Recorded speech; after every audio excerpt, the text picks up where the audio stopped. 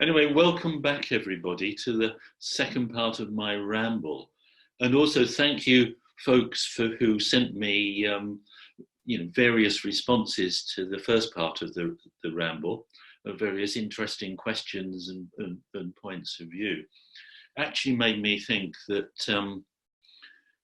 doing it in 2-hour rambles is just not long enough. It needs sort of, I don't know, a whole course on it, I think, for the subject matter.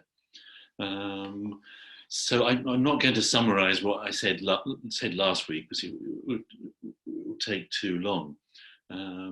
What I thought I'd do this week is just go into the work of some particular medics on 2 subjects. And the 2 subjects are near-death experiences and children who start talking about previous lives they've had. But before I go into that, I just wanted to begin with a quote from the Dalai Lama. This sort of takes us to my overall theme about consciousness. This is a quote from the Dalai Lama from something he said in 1991. And it's giving a sort of traditional Tibetan Buddhist view of consciousness and its relationship to the physical world. So what he says is, the basis on which Buddhists accept the concept of rebirth is principally the continuity of consciousness. Take the material world as an example. All the elements in our present universe, even down to a microscopic level, can be traced back, we believe, to an origin, an initial point where all the elements of the material world are condensed into what are technically known as space particles. These particles, in turn, are the state which is the result of the disintegration of a previous universe. So there's a constant cycle in which the universe evolves and disintegrates, then comes back again into being. Mind is very similar. The fact that we possess something called mind or consciousness is quite obvious, since our experience testifies to its presence. And it's also evident, again from our own experience, that what we call mind or consciousness is something which is subject to change when it's exposed to different conditions and circumstances. This shows us its moment-to-moment nature, its susceptibility to change. Another fact that is obvious is that gross levels of mind or consciousness are intimately linked with physiological states of the body and are in fact dependent on them. But there must be some basis, energy or source, which allows mind, when interacting with material particles, to be capable of producing conscious living beings. Just like the material plane, this too must have its continuum in the past. So if you trace our present mind or consciousness back, then you'll find you're tracing the origin of the continuity of mind, just like the origin of the material universe, into an infinite dimension. It is, as you'll see, beginningless. Therefore, there must be successive rebirths that allow that continuum of mind to be there. Buddhism believes in universal causation, that everything is subject to change, to causes and conditions. So there's no place given to a divine creator, nor to beings who are self-created. Rather, everything arises as a consequence of causes and conditions. So mind or consciousness too comes into being as a result of its previous instance.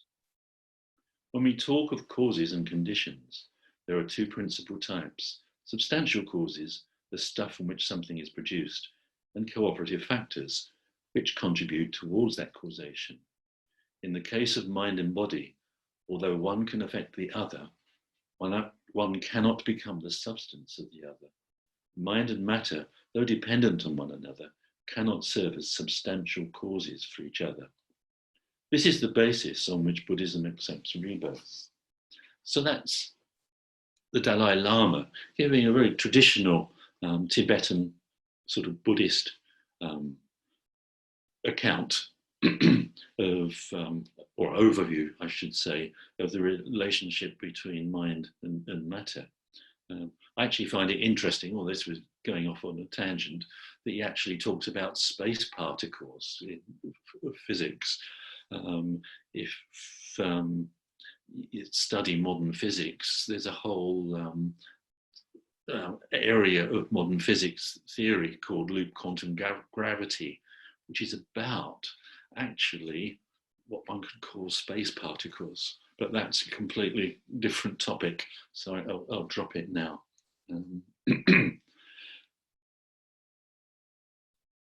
Excuse me.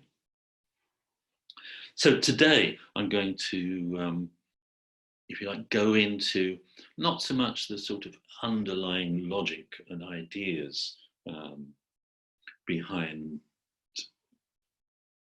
associated with thinking about consciousness, though I think it is a very difficult topic to actually think about. But I want to go into specific evidence, specific case examples about certain issues, the issues of near-death experiences and of children's memories of previous lives. And I'll be looking at, in particular, at the work of 3 medical doctors. 2 of them, Ian Stevenson and Jin Tucker, studied cases of children who've described living before. The other one, a Dutch cardiologist called Pim van Lommel, studied fairly intensely the near-death experiences. And my perspective on this, my sort of take on this, is influenced, well, by my background as a psychologist, knowing, or at least hopefully knowing what decent research in these areas would be like, decent scientific research. Also, my background as a psychologist expert witness, I'm very familiar with the issues of what I call forensic work. This is when you're trying to find out the truth about things, not from a scientific perspective, but in the everyday world where you can't run scientific experiments, but you've got lots of evidence and you have to sort of look and explore the evidence and its quality. And I bring that sort of background to looking at the evidence these people talk about. So I begin with the topic of near-death experiences. Personally, I've come across a few people who've told me about their own near-death experiences. These include old patients of mine. And those experiences have been very important to them. They've also sort of described those experiences arising in sort of different circumstances. I remember a patient of mine from years ago who'd had a near-death experience after being hit by a bus, basically, and sustaining fairly serious injuries. Another of my old patients from years ago had a near-death experience whilst attempting suicide. Another one was in different circumstances, again, when they were a child. Well, as a child, unfortunately experiencing lots of emotional abuse and sometimes physical violence. And when they were subjected to that, had at times had out-of-the-body experiences. And then they described to me that one of those out-of-the-body experiences developed into what's usually recognized as a near-death experience. Yeah. And for those people I mentioned, those near-death experiences were very important in their lives, actually. The person that described the one happening in childhood, in situations of abuse, actually described it as what kept her alive and able to continue living, because of that experience and how positive it actually was. Again, the person that attempted suicide and had it again, it was a very positive experience and helped them keep going with their lives and making something with their life. So actually, near-death experiences can be very important to people and have quite transformative effects.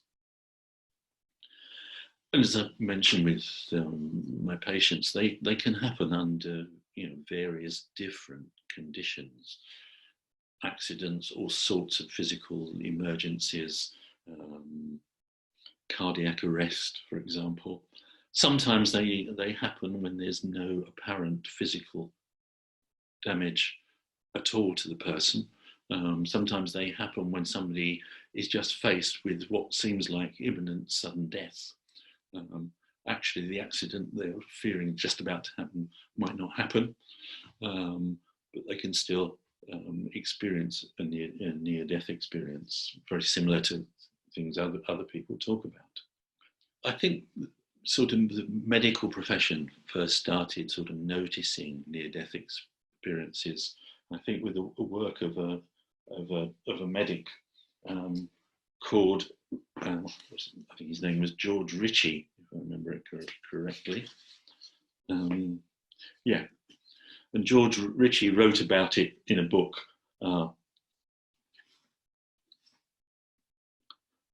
called Return from Tomorrow. He was actually a medical student in 1943 and experienced a period of clinical death, which he was fortunately revived from, and had during that time a very strong experience that he later talked about, and when he was teaching medical students, mentioned. That allowed that interested another medic called Raymond Moody, who then went off to explore near-death experiences, trying to find out people who'd had them and what their characteristics were. Yeah, there tend to be now two types of study of near-death experiences. One, if you like, making inquiries of people who've had near-death experiences in the past. But also more recently, there have been studies that they're called prospective studies, in which people, particularly people who have had cardiac arrest, are asked, after they've been revived from cardiac arrest, i.e. those people who have been revived from it, they're asked if they have any remembering of anything that happening, whilst they were having their cardiac arrest. These are the prospective studies, and in particular, there's the sort of Dutch prospective study by Pim van Lommel and his colleagues. Although there are other ones now. Yeah, and before I go into sort of that in more detail, I just sort of outline what sort of experiences people can have in near-death experiences. These were sort of classified by Moody when he first started studying these things, and not everybody has all the different aspects of a near-death experience, and there can be sort of different levels of a near-death experiences. And some people have very sort of deep, very strong ones. Others just have if you like, a slight experience of it. But there is these different characteristics which Moody describes. Of course, the first one, the ineffability of the experience, and a feeling of peace and quiet where pain is gone. The awareness of being dead, sometimes followed by a noise. An out-of-the-body experience from a position outside and above their bodies, People witness their own resuscitation or operation.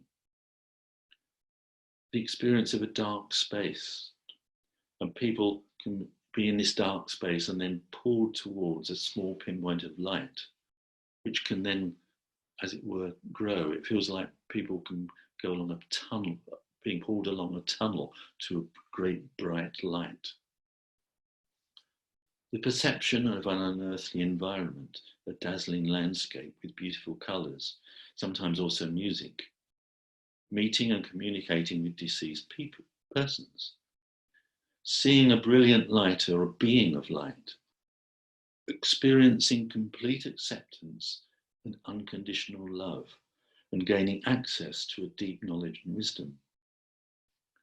A panoramic life review, or review of life from birth.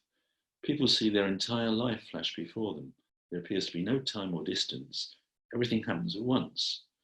And people can talk for days about a life review that lasted only a few minutes. Perception of a border. People are aware that if they cross this border or limit, they'll never be able to return to their body. And a conscious return to the body, accompanied by great disappointment at having something so beautiful taken away. It's a quite strong experience, to say the least. I'll just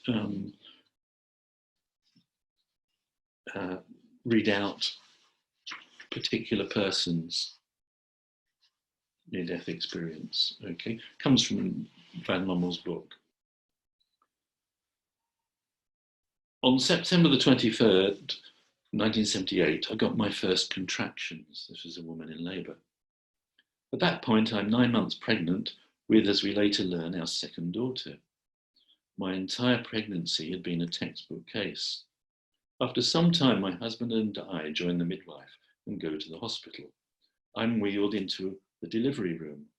The midwife regularly listens to the child's heartbeat through the large wooden horn. That's a natural stethoscope. The waters are broken. Delivery room becomes extremely quiet. People are rushing round and talking to one another in soft yet urgent voices. When I ask what's happening, neither I nor my husband receives a reply. The contractions stop, but I'm feeling fine. Meanwhile, the gynecologist has joined us along with some nurses. We have no idea what's happening. I'm told to start pushing, but I've no contractions.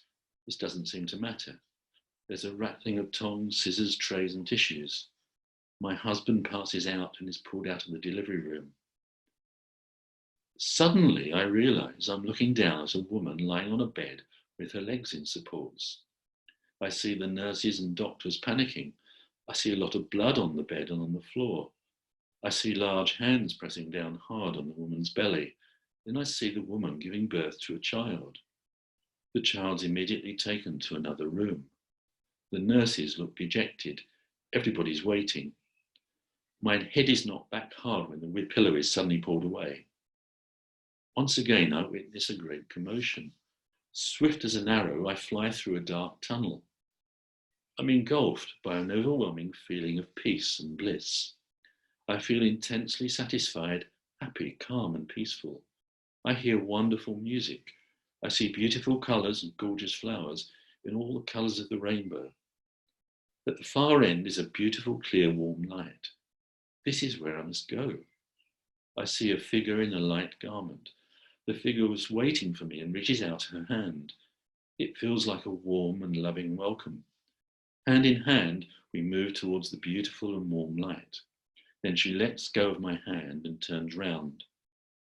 I feel something pulling me back. I notice a nurse slapping me hard on my cheeks and calling my name.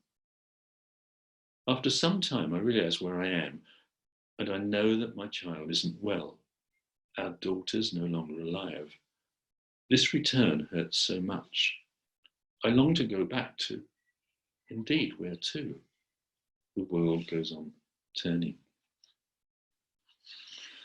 So one person's experience of a near-death experience in very traumatic circumstances. And often for one reason or another, people can have quite complex, if you like, follow-up to their near-death experiences. On the one hand, the experience is associated with something traumatic. On the other hand, they experience something very, very positive during the experience. Another thing that can make the experience difficult to sort of assimilate into their lives is the fact that other people, if they talk about it to other people can be very dismissive of it. However, what research has been showing is that such experiences can have very strong positive effects in the long term for people.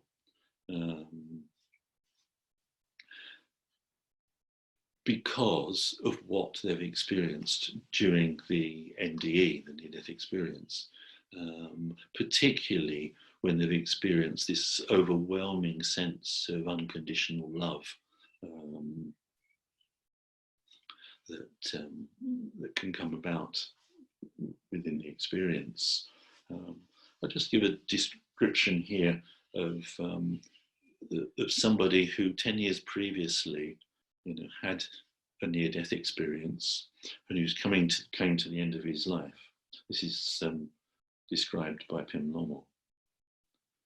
He's talking about the positive effects of a near-death experience, and he's talking about the loss of the fear of death. The effect of the loss of the fear of death can be illustrated with the story of an 82-year-old patient with serious heart failure who'd been admitted to the cardiac ward where I worked. This man was terminally ill, as his shortness of breath no longer responded to medication. Normally, doctors and nurses give a wide berth to a dying patient's room. Having finished treatment, they can do nothing more. But this was a completely different story. More than 10 years earlier, this patient had suffered a massive myocardial infarction with cardiac arrest, for which he had been successfully resuscitated. During his cardiac arrest, he'd experienced an extremely deep NDE and had lost his fear of death. The man knew he was dying, yet there he was in bed, looking radiant despite his difficult breathing. Beautiful classical music could be heard at all times, and from morning till night his room was filled with nursing staff, family and fellow patients, all of whom he tried to help. He was attentive and in good spirits, and it was a real joy to be in his presence. And this is exactly how he went, good-natured, cheerful, and supportive of those around him. After he died, he lay in bed with a big smile on his face, and people kept coming into his room to pay their last respects. So NDEs, can have a very strong effect on people, as I say, overcoming their fear of death, changing them quite substantially, their interests they have in life. People start worrying much less about things like money, success in the world, and about actually, caring for other people and such like. Can also have other interesting effects on people, near-death experiences. Van Lommel talks about one that I found interesting. It's called enhanced intuitive sensitivity, is what he calls it. It's something that I've come to call the psychic flu, which is when people pick up on other people's emotions very easily and feelings very easily. One thing that's been noted with as an outcome of near-death experiences is the people that have had them can often have a very enhanced psychic flu or intuitive sensitivity. Sometimes they can find it very difficult to actually handle this because they can pick up on other people's feelings so strongly.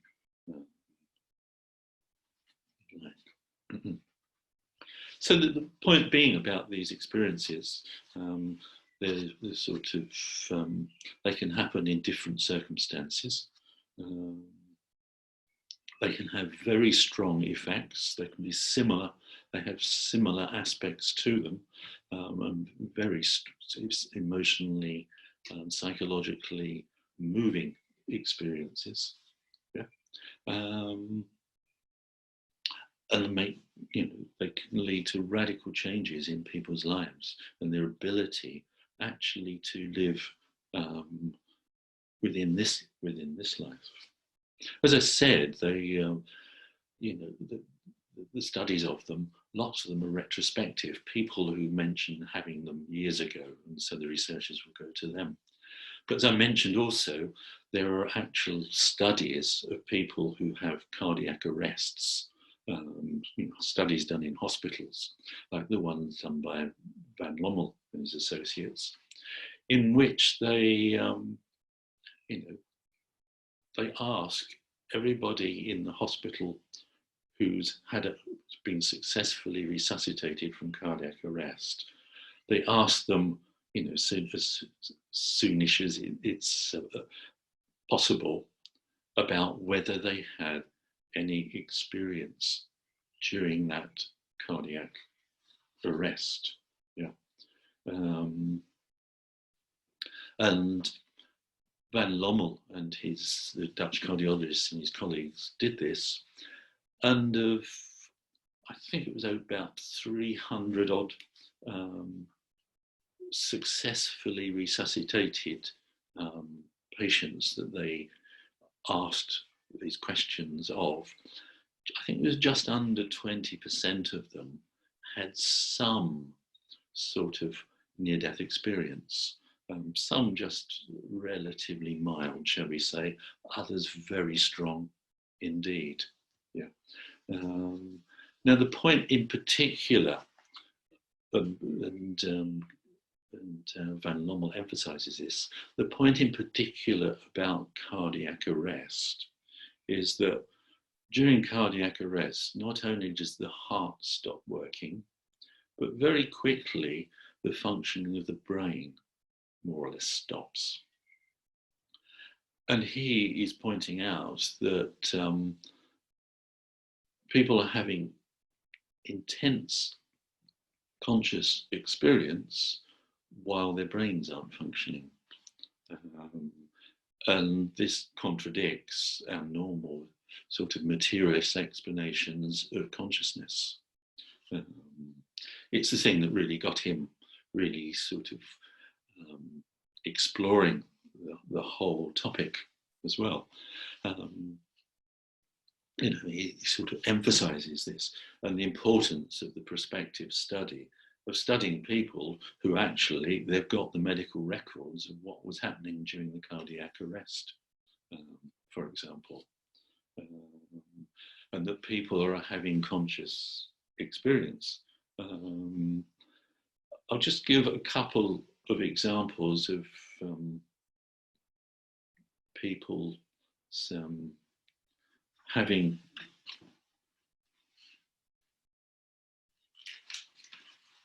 conscious experience when apparently their brain wasn't functioning. Hang on, if I can find it. Actually, this one wasn't specifically in their study, but it was mentioned in the article in the Lancet that their study was published in. And it's actually an account by a nurse. During the night shift, the ambulance crew brings in a 44-year-old cyanotic comatose man. About an hour earlier, he'd been found in a public park by passers-by who had initiated heart massage. After admission to the coronary care unit, he receives artificial respiration with a balloon and a mask, as well as heart massage and defibrillation. When I want to change the respiration method, when I want to intubate the patient turns out to have dentures in his mouth. Before intubating him, I remove the upper set of dentures and put it on the crash card. Meanwhile, we continue extensive resuscitation. After approximately 90 minutes, the patient has sufficient heart rhythm and blood pressure, but he's still ventilated and intubated, and he remains comatose. In this state, he's transferred to the intensive care unit. After more than a week in coma, the patient returns to the coronary care unit. and I see him when I distribute the medication. As soon as he sees me, he says, "Oh yes, but you know where my dentures are." I'm flabbergasted. And he tells me, "Yes, you were there when they brought me into the hospital, and you took the dentures out of my mouth and put them on that cart. It had all those bottles on it, and there was a sliding door underneath, and you put my teeth there." I was all the more amazed, but I remember this happening when the man was in a deep coma and undergoing resuscitation. Yeah, and that's not the only example of such things. There's a longer one here. I'm aware of the time now going on of a woman who was having brain surgery for an aneurysm. I mean, it wasn't just any brain surgery at that, if such a thing exists. Her body had to be, temperature had to be lowered in order to have any possibility of success with the operation. So her brain was, while she was under this incredibly complex and difficult surgery, her brain was tested and found that the EEG was silent, etc., etc., etc. But what she remembers was coming out of her body and seeing what was happening. Yes, and she remembered. She heard what was being talked about. I remember, she says, a female voice saying, "We have a problem. Her arteries are too small." And then a male voice, "Try the other side." And then she describes going off, finding a presence, and going off in a very typical near-death experience. Yeah. The doctors were later rather flabbergasted that she could tell them what they were talking about during the surgery. Yes. She said, "I mentioned later to Dr. Brown that it was incredibly insensitive to talk the way they had, and he told me that I needed to sleep more." Yeah. So people whose brains are technically not working can have conscious experience. And that's the thing that Van Lommel takes very, very seriously indeed. But time is going past quickly. I'm going to jump now to another area of evidence, which is children's memories of past lives. Yeah. I find these very, very interesting, particularly the work of Ian Stevenson and his colleague, and later the man who sort of took over from him, Jim Tucker. There are other supposed evidence of people remembering previous lives. For example, under hypnotherapy of some kind. I personally just don't take such evidence seriously at all. I think it can be seriously problematic. However, when I first came across Stevenson's work back in 1977, I found it immediately of interest. A person who's written a book about Ian Stevenson is a journalist called Tom Schroeder, who's written a book called Old Souls. Schroeder was a journalist who got interested in the topic of reincarnation and first started to look at the work of someone who was doing hypnotic regressions with people trying, who apparently were remembering supposed past lives. But Schroeder fairly quickly came to have a fairly low view of such work and the evidential value of it. But he then learnt about he heard about for the first time the work of Ian Stevenson. And a few years later, he went off with Ian Stevenson on some of Ian Stevenson's sort of travels around the world. Stevenson was an American psychiatrist who, fairly early on in his career, became interested in this particular topic and spent then 40 years of his life going around the world to cases where small children were reported talking about previous lives.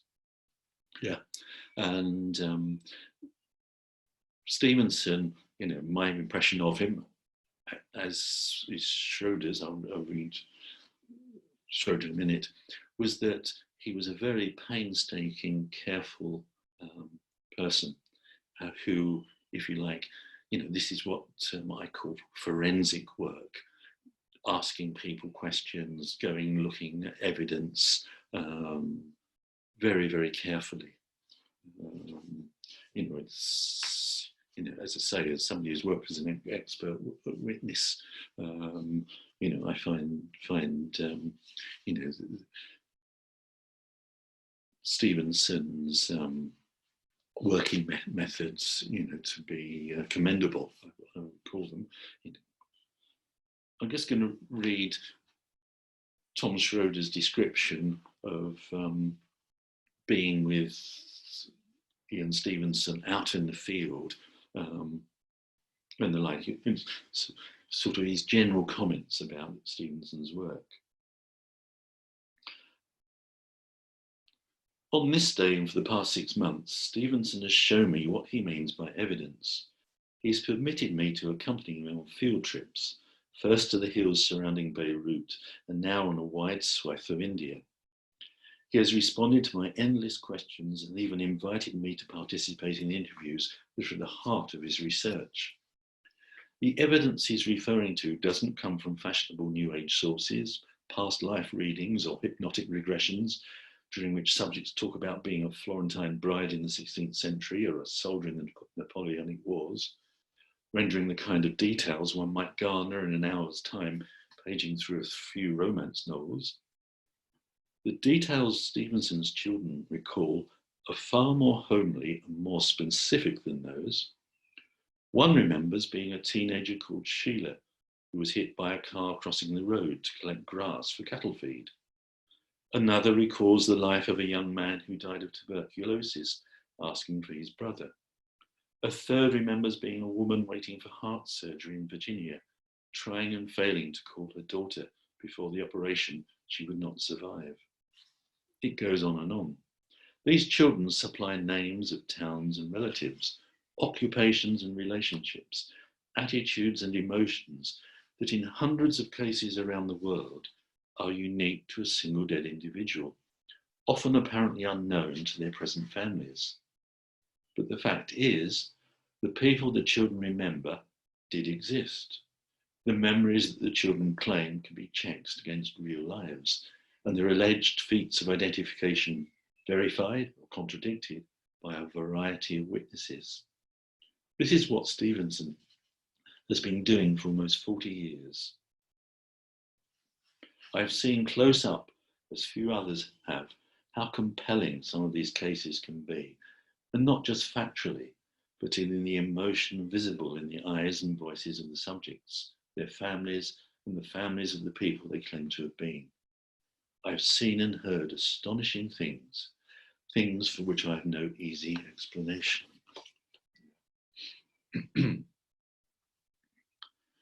So Stevenson studied hundreds of cases of children around the world from all different sorts of cultures, from cultures where the idea of rebirth or reincarnation was accepted, cultures where it wasn't accepted. And he studied them in painstaking detail, careful detail. And what comes across from his research, there's certain sort of patterns occurring with these children that remember and the lives they previously had. So typically, children remembering past lives, typically or usually, they start fairly young to talk about them, sometimes as early as they can start talking, ages 2 or 3, and they might talk about them, mention them, and go on about them, sometimes at length. But by the time they're about 5 or 6, they're beginning to sort of forget the memories, starting to stop talk about them, and beginning to, if you like, move on in their lives to their, as it were, their current life. Sometimes they can remember for longer periods. Sometimes children start remembering later on in life, but fairly typically it is young children, just beginning to talk. And what's interesting is the sort of patterns of what happens. And we're not talking about here just about children having sort of fantasies. Children can, of course, fantasize. Young kids can fantasize, fantasies. We're talking about things where children are much more emotionally involved than with, a passing fantasy, shall we say. Involved very much so. I'm going to sort of read an example of one of these. Okay. This is about a little boy called Patrick. Yeah. Basically, this is from a book by Jim Tucker, and he's talking about a family that he and a child that he and Ian Stevenson went together to talk to. And there was Patrick, a little boy, Patrick's mother, Lisa, and basically what Patrick was talking about was being his mother's previous child, a child called Kevin, who'd been born 20 years before. And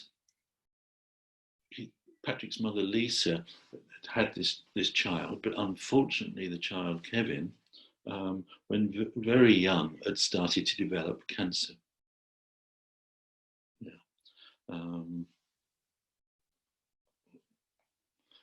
He apparently had metastatic neuroblastoma. And as a little boy,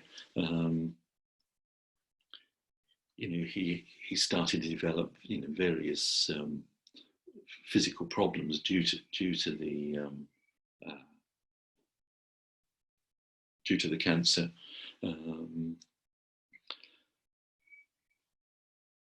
Had problems with his eyes, he had problems walking, there were all sorts of things.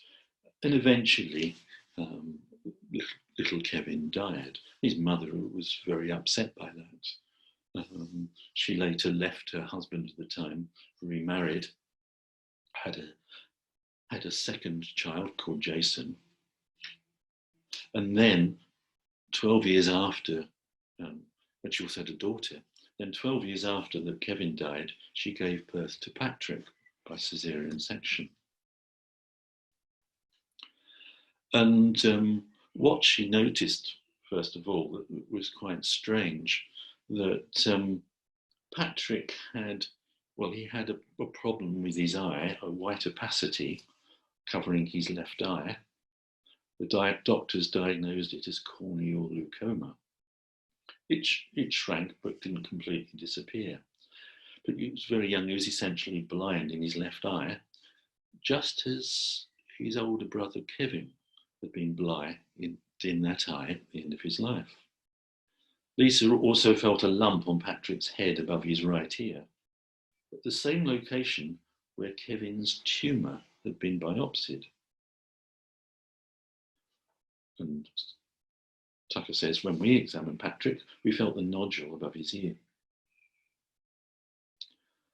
Patrick was also born with an unusual mark on his neck, a dark slanted line that was about 4 millimeters long. When we met him, it looked like a small cut. It was on the front of his neck on the right. This was the area where Kevin's central line had been inserted during treatment. Yeah. And this sort of illustrates something that Stevenson had noticed, was things like physical birthmarks corresponding to physical problems that the previous personality had. And what that also relates to the fact that often in these cases of children remembering previous lives, there has been the death of the previous personality has come early in life, or through, say, something like cancer or whatever, or often enough through unnatural causes, violence or something. Yeah, and strangely enough, the children recalling the previous life and often the accident or what was happening have birthmarks corresponding to them. Yeah, and actually, as I mentioned, actually sort of the early deaths, traumatic deaths by natural causes are common in these sort of cases, and certainly not all the cases. Interestingly, as well, for example, as sort of interesting statistics with this, Tucker mentions that amongst these children, the previous lives are more often not lives of men, certainly not always. When they tease apart the previous lives that didn't have an unnatural death, it was more a natural death, they find that the sex ratio of the previous life is about 50-50, male and female. With ones with, if you like, an unnatural death, it's majority male. Yeah, and when he looked at the ratio of described apparent previous lives, the relation in these circumstances, unnatural death, male and female, it was about 70, something like 72% male compared to female. And when he compared that to actual statistics, I think it was American statistics he was looking at, of actually, if you look at deaths that people have, sort of early unnatural death through whatever causes, that's more or less the ratio you get, interestingly enough. Yes, so there are lots of interesting sort of statistics that come along with these things. Yeah. What often you get with these kids, it's not just remembering things, and it matters a lot. For example, the children can be very upset about what they are actually describing. Yeah.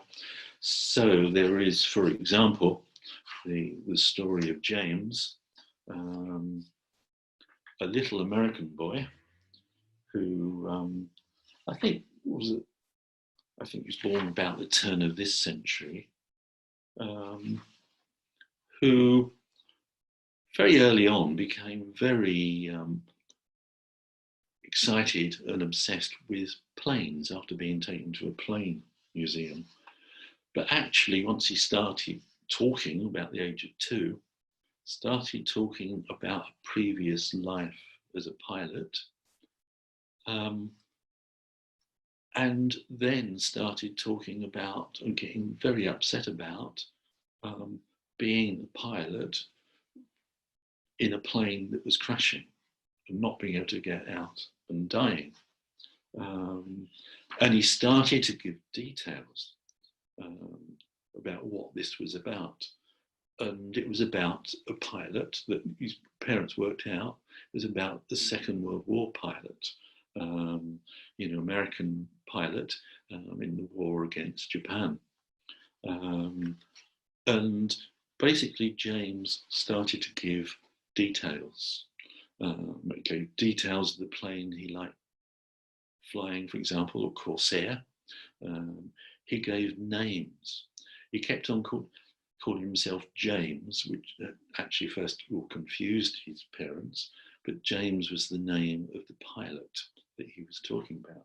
He gave the name of the pilot's friend. His parents, although they were not believers in reincarnation, rebirth, started to do investigations. And they found the plane he was talking about, found the, not the plane, the American, I suppose it must have been an aircraft carrier or ship that was associated with the plane that James had described. They went out and found out a great deal about it. It's detailed in the book. I'm very aware that we've been going on almost an hour now, and I feel like I'm about halfway through, so I'm going to have to be quick here. I was going to read sort of another little story of a little boy, again, an American boy that Jim Tucker goes into. A boy that became quite, he wasn't like James, who became very upset and seemed to be traumatized and working through trauma in this sort of play about the death that he recollected. This other little boy became obsessed with golf when he was very young. And, his parents weren't interested in golf at all, but because he was, I think it happened after somebody gave him some little golf clubs. He wanted to watch golfing tournaments and things. And then he started to see some history of golfers and started to claim to be a particular golfer, which, I didn't know what to make of. But the interesting thing about him was that this little boy, who started his obsession with golf for no apparent family reason at the age of 2,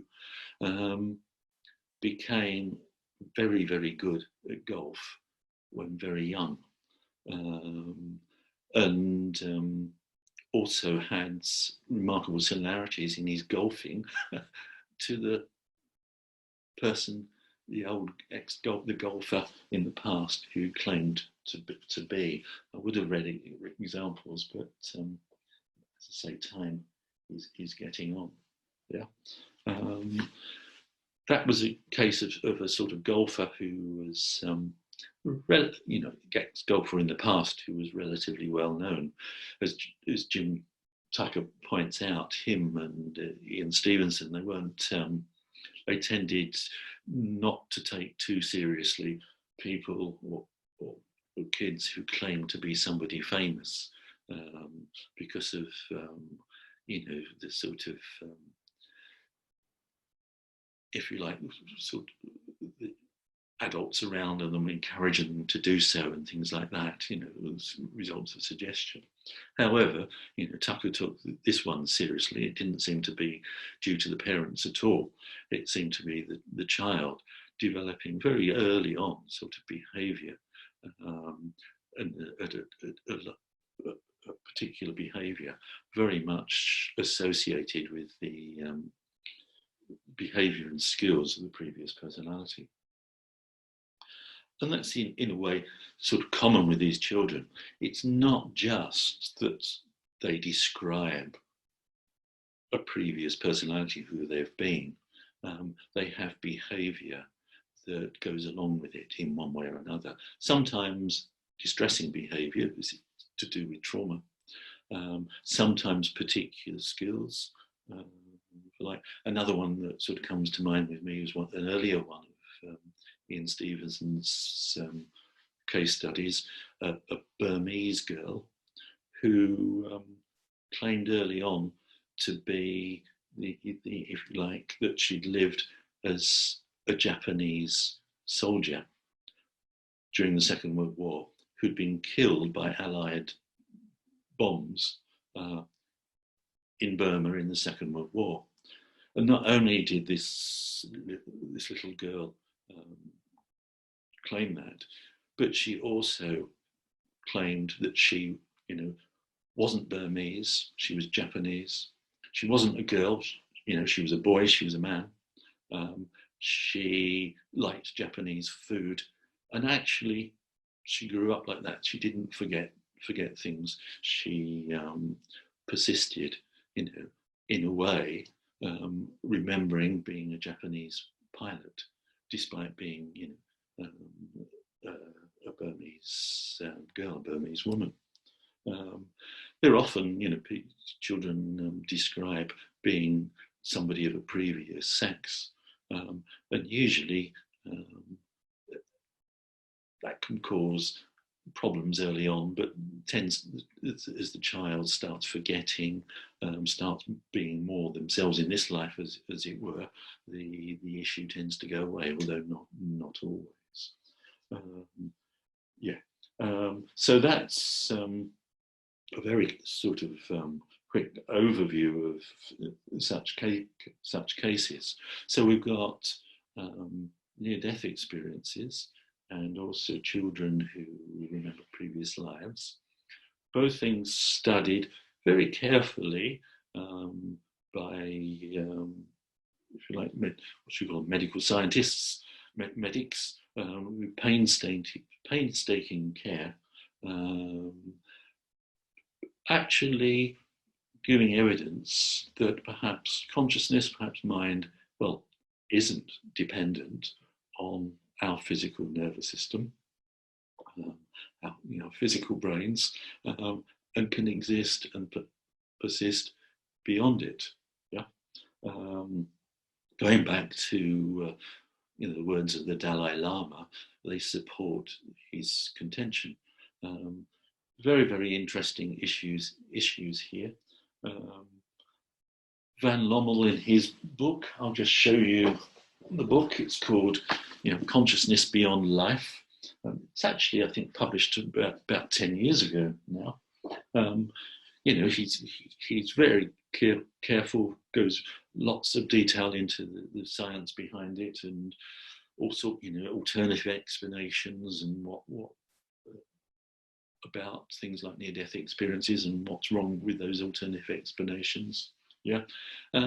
He also goes into, if this is the case, how do we start thinking about consciousness not as dependent upon the material body?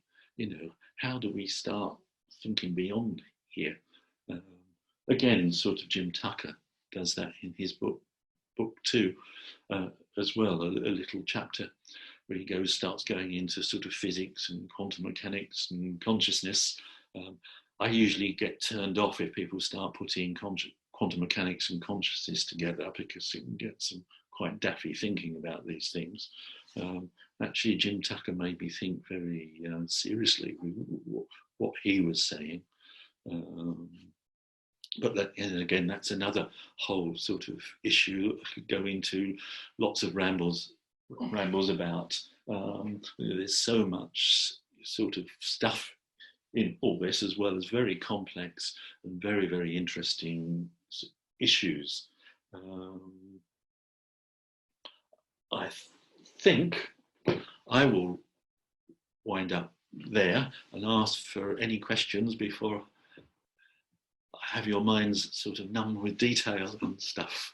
Anyway, over to you. Perhaps we can open up be unmuted. Yeah. I mean, I do think it's important to read these books. I mean, I think Jim Tucker's book, Return to Life, I think is good. Pim van Lommel, Consciousness Beyond Life, again, very, very good. Thoughtful people, with the scientific medical background, who are not fools, taking evidence very seriously and following it up. I think they're very, very worth reading and studying and thinking about with this stuff. Yeah, I think others have found that Van Lommel, he's interesting, interview situation. There certainly are good ones with him on YouTube. I find he's thinking about, for Van Lommel, I think there's two things. He's pure medical, scientific, psychological research about cardiac arrest and the NDEs and everything. That's one thing which is very good. But then he's also interesting on his sort of, let's call it speculative thinking about consciousness and matter and relationship. I think that's interesting too. I mean, you might be wrong on such things, but one's got to start somewhere, I think, and he's certainly been thinking about it. He goes a lot into the sort of activity of the brain, different aspects of near-death experiences and their implications, etc., etc. So I do recommend the books, folks. Speak as somebody, I have a very high opinion of physical science. I actually started off in the physical sciences before I changed to psychology. I take physics very seriously. I take scientific method very seriously, and also forensic methods seriously. But I am not a materialist. Yes, I'll invite you to the next one, whatever it's going to be about. If you'd like to make suggestions for my rambles, please do. I could go more into the issues of consciousness. My first ever ramble was about physics as well. I'm happy to go back to that or whatever. But thank you for coming today and listening to me and your contributions.